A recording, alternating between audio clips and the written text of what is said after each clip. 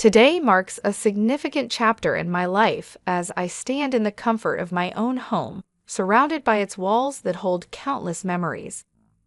Jack, with a beam of pride illuminating his face, welcomes me with open arms, his gestures mirroring his joy as he explores the spacious room with an enthusiasm that's almost infectious.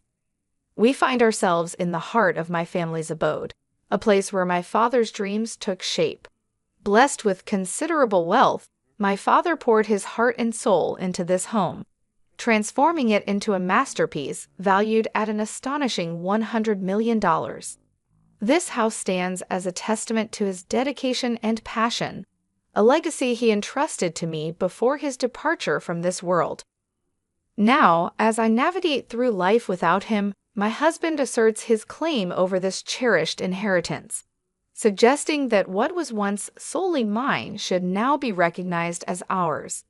Despite my insistence on its significance to me and me alone, he remains undeterred, armed with a smirk and unwavering confidence. Yet I hold on to proof, evidence that underscores my rightful ownership, documents bearing my name, Sarah, as the sole heir. At 42, my life is intertwined with the digital realm, thanks to my role at an online bank. This career path wasn't chosen at random, but was influenced by the values instilled in me by my parents. With their expertise in financial management, they taught me the importance of fiscal responsibility, lessons that have stayed with me into adulthood. Growing up in affluence, they ensured that I understood the value of money, urging me to appreciate and conserve it. Despite our financial standing, my upbringing was marked by modesty. My allowance hardly surpassed those of my peers, and lavish dining was an exception, not the norm. My education was rooted in the community, attending a local public school over an exclusive private institution. Yet, rumors of our family's wealth spread, painting a picture of a life filled with luxury and endless indulgences. Sarah, with your massive house and wealth, life must be a breeze, right? You must have all the latest gadgets and games. Can we come over to play? Such questions were commonplace, yet they couldn't be further from the truth. My reality was far from the opulence many imagined. Despite not having the most expensive toys or the newest game consoles, the assumption was that I lived a life of extravagance. I often found myself at the center of unwelcome attention, with peers perceiving my family's financial status as an opportunity for their gain. "Sarah, you're wealthy, aren't you? Could you lend me some money?" Such inquiries made me uncomfortable, highlighting a stark contrast between the perceived notion of my lifestyle and the values my parents worked hard to instill in me. In a twist of fate, I found myself in a tricky situation when I accidentally damaged Maria's gaming console. At the moment, my pockets were empty, and the timing couldn't have been worse. Around the same time, July and I had just started our journey as fifth-grade classmates. She questioned whether I had shared this dilemma with my parents, but the fear of their disappointment sealed my lips. "I can't tell them. They might get upset. That's why I'm turning to you, Sarah," she confessed. The thought of saying no weighed heavily on me, fearing it might lead to an uncomfortable atmosphere at school. However, my parents' firm stance on not lending money left me with no choice but to apologize to Julie for my inability to help financially. My refusal left Julie in tears, and it wasn't long before whispers began to spread. Accusations were thrown my way, questioning my reluctance to aid a friend in need given my family's financial stability. I found myself entangled in a situation that I had no part in creating, steadfastly explaining that my hands were tied due to a lack of funds. Amidst this, Maria chimed in with a judgment that stung, suggesting that I valued money over friendship. The situation escalated as Maria and Julie wove a web of lies around me, claiming I had borrowed money without repaying and refused to cover the cost of the broken console. The school's faculty soon untangled the truth, reprimanding Maria and Julie for their actions. Unfortunately, their warnings only fueled the fire, and the rumors spread like wildfire, eventually reaching my parents. In response, my father took it upon himself to address the matter, leading to a meeting with the involved families. Despite receiving half-hearted apologies, I chose to keep my distance from Maria and Julie thereafter, enduring their occasional mocking glances but no direct confrontation. That evening, over dinner, my father offered a piece of advice that I would carry with me for years. With a reassuring smile, he reminded me of the importance of standing firm in my decisions, especially regarding financial matters. "Sarah, always remember, it's okay to say no. You don't have to disclose whether you have money. If someone persists, just say you'll need to ask your parents, even though you know it's not permitted." This lesson on navigating financial disputes with grace and firmness became a cornerstone of my approach to friendships and financial interactions. As I moved on from elementary school and later graduated from university, I became more cautious about whom I invited into my personal space, focusing on building relationships grounded in character rather than material wealth. My career post-university was marked by a deliberate effort to steer clear of financial entanglements, dedicating my energy to my work and maintaining a private personal life. This experience taught me the value of boundaries, both in friendships and finances, shaping the person I've become today. At the age of 35, I crossed paths with Jack, who would later become my partner in life. Our meeting was orchestrated by a mutual friend, and despite Jack being a year my junior, his sincere and buoyant spirit quickly won me over. His candor was a breath of fresh air, and it wasn't long before our casual dating blossomed into a serious relationship. 2 years down the line, we celebrated our union with a vibrant wedding ceremony, much to the delight of my parents, who warmly embraced Jack into our family. About a month into our marriage, my father, perhaps sensing the depth of our bond, proposed the idea of having Jack over at our place. Although I had full confidence in Jack, I harbored some reservations about his penchant for conversation, fearing he might inadvertently divulge sensitive family information. However, emboldened by a month of marital bliss, I decided it was time Jack knew everything about my background. Thus, I extended an invitation to him to visit my parents' home. Jack's reaction upon stepping into my family's residence was one of sheer astonishment. His awe was palpable, a clear indication that the reality of my family's situation had taken him by surprise. The visit, although warm, left Jack with an insatiable curiosity about our financial standing, a topic he broached repeatedly during our journey home. My own knowledge on the specifics of our family wealth was vague, yet Jack's inquiries stirred a sense of unease within me. A few months into our marriage, I received a distressing call from my mother, informing me that my father was to be hospitalized. The news came as a shock, further compounded by the revelation of his recent health struggles, which until then had gone unnoticed by me. Reflecting on our last visit, I recalled my father's diminished appetite and frail appearance, which now filled me with regret and concern. Accompanying my mother to the hospital that Saturday, I was greeted by my father's attempt at cheerfulness, though his somber mood was unmistakable.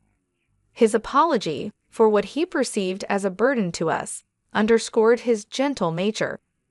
The subsequent diagnosis of advanced pancreatic cancer, with its spread beyond the possibility of surgical intervention, left us in a state of disbelief and sorrow.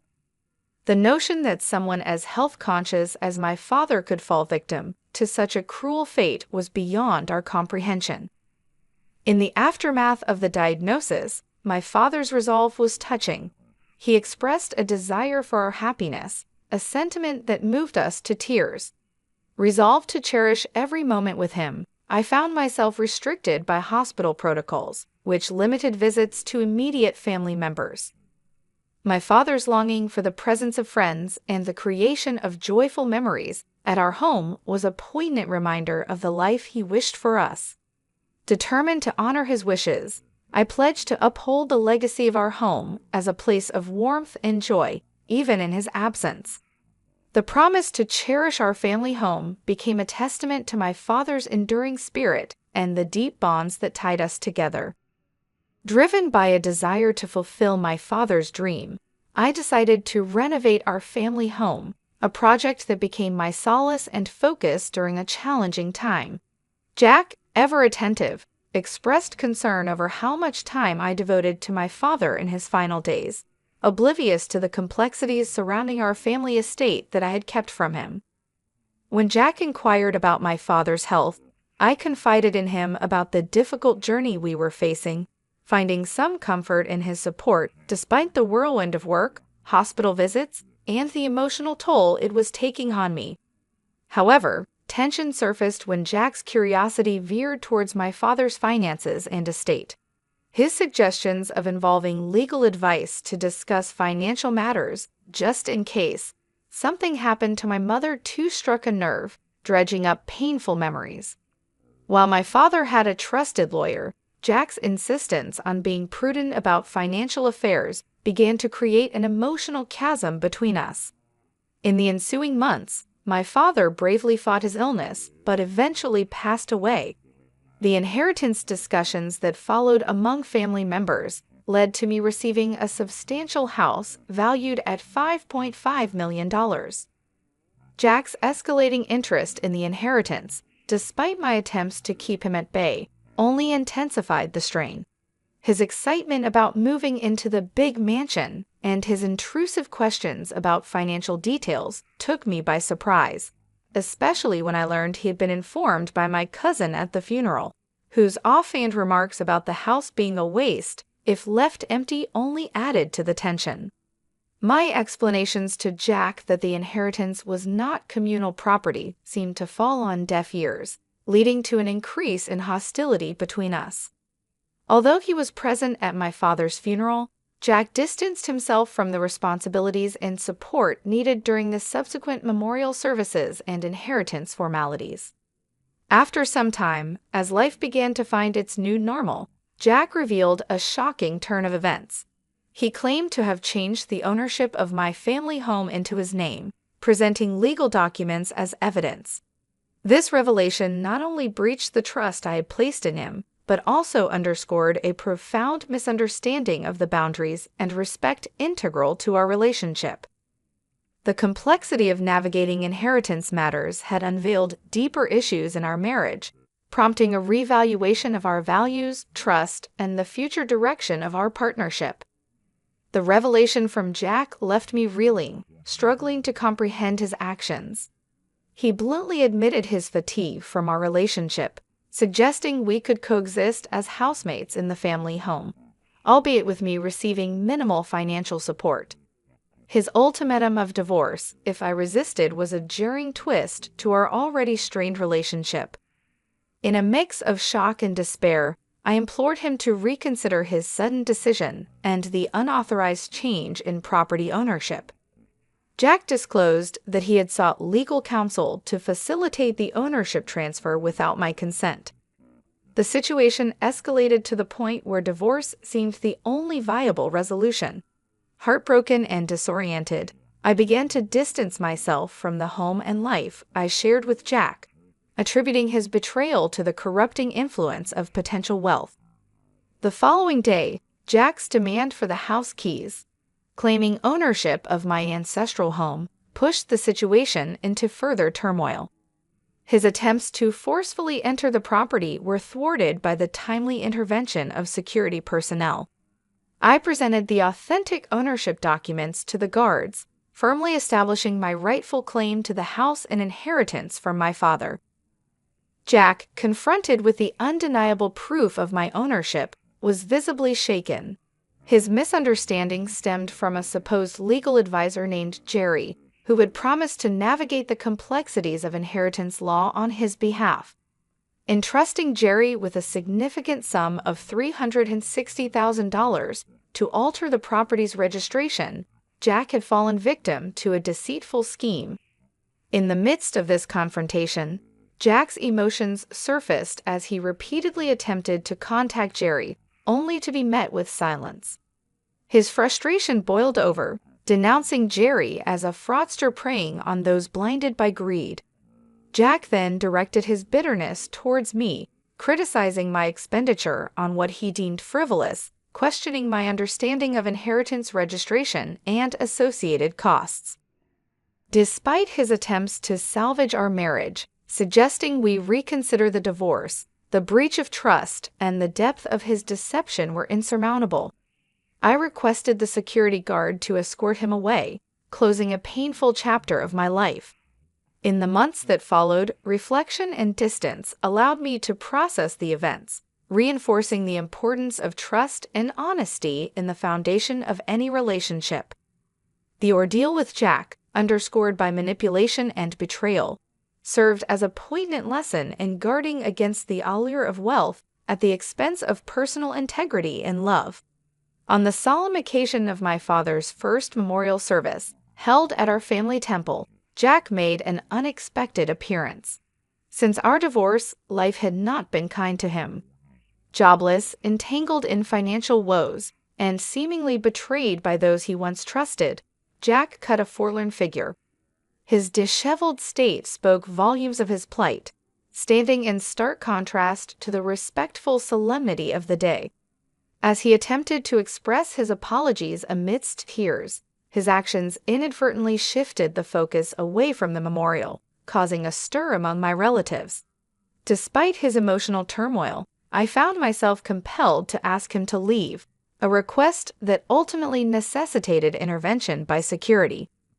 This incident, happening during such a poignant moment, left me with mixed feelings.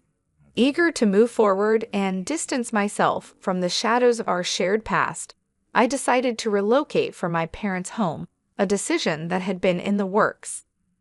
I settled into a new abode, severing my connections with Jack, who, despite everything, continued to visit the family property, now transformed into a thriving rental villa. My mother and I embarked on this new venture together, managing the villa that blossomed into a vibrant place of joy and respite for many. Jack, on his end, appeared to have embarked on a path of self-improvement, securing a new job and earnestly pursuing a fresh start. The transformation of our family home into a rental villa not only honored my father's vision, but also became a haven for guests from diverse backgrounds. The villa, celebrated for its picturesque setting and expansive garden, quickly grew in popularity, hosting an array of events from intimate weddings to joyous family gatherings. Managing it alongside my mother deepened our bond and immersed us in a fulfilling journey of hospitality and service. In time, the success of the villa enabled us to enhance its offerings, introducing a swimming pool, an inviting outdoor lounge area, and a playful corner for children. Our dedication to creating a welcoming and memorable experience for our guests solidified the villa's status as a premier destination, drawing travelers in search of tranquility and unforgettable moments. This venture not only allowed us to realize my father's dream, but also provided a platform for creating cherished memories, echoing the warmth and hospitality that he always envisioned for our home. While tending to the garden of our rental villa, a sense of profound satisfaction washed over me. The transformation of our family home into a haven where guests could gather, celebrate, and forge enduring memories filled me with pride. I could almost feel my father's pride in what we had achieved with his vision. This venture had not only turned his dream into reality, but also bestowed upon us financial stability and a newfound independence. The journey here taught me invaluable lessons about trust, money, and the resilience needed to carve out my own path, distinct from the shadows of my past experiences. In this journey of self-discovery, I learned that adversity could indeed shape a more resilient and determined future. News about Jack reached me through mutual acquaintances, indicating he had managed to steer his life in a positive direction. Securing a meaningful job and learning from his previous missteps, Jack's progress was a testament to the transformative power of confronting and overcoming personal challenges. Knowing he was doing well brought a sense of peace, affirming that both of us were on our respective paths toward healing and self-improvement. Ultimately, my father's dream served as a catalyst for growth, not just for my mother and me, but for everyone who crossed the threshold of the rental villa.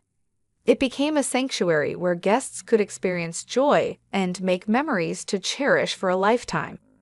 The success of the villa stands as a living legacy of my father's vision, constantly reminding us of the values of resilience, determination, and the profound impact of realizing one's dreams. Through this endeavor, we've created a space that extends beyond mere accommodation. It's a source of joy, a site for celebration, and a testament to the enduring spirit of dreaming big and working hard to make those dreams come true.